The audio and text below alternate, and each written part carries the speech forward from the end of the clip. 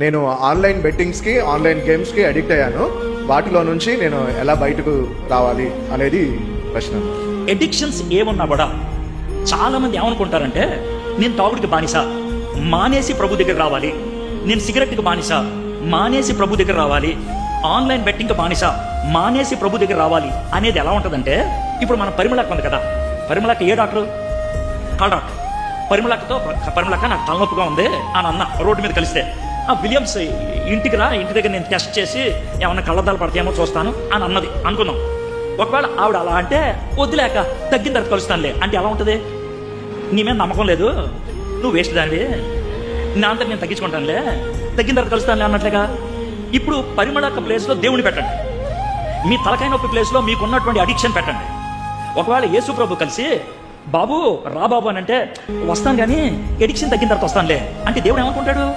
దేవుడి దగ్గరికి వెళ్ళాలంటే క్లీన్గా వెళ్ళాలని. డాక్టర్ దగ్గరికి ఎవడో క్లీన్గా వెళ్ళడం, దేవుడి దగ్గర కూడా ఎవడో క్లీన్గా వెళ్ళడం. గుర్తుపెట్టుకోండి, దేవుడి దగ్గరికి ఎప్పుడు ఎవడో క్లీన్గా వెళ్ళడం. ఒకవేళ నేను మురిగొంట్లో పడిపోయాను, మురిగొంట్లో వాళ్ళకి దెబ్బలు తగిలిని, ఎవడైనా సరే హాస్పిటల్కి తీసుకెళ్తాడా, బాత్రూమ్ తీసుకెళ్ళి స్నానం చేపిస్తాడా? హాస్పిటల్కి మురికి బట్టలతో ఒక అబ్బాయిని తీసుకెళ్ళగలిగితే, మురికి హృదయంతో ఏసీ దగ్గరికి వెళ్తానికి ప్రాబ్లం ఏంటి? కాబట్టి ఫస్ట్ లెసన్ మీరు నేర్చుకోవాల్సింది ఏంటంటే, అడిక్షన్ మానేస్తే దేవుడి దగ్గరికి వెళ్ళొచ్చు అనుకోవద్దు, అడిక్షన్తోనే దేవుడి దగ్గరికి వెళ్ళండి.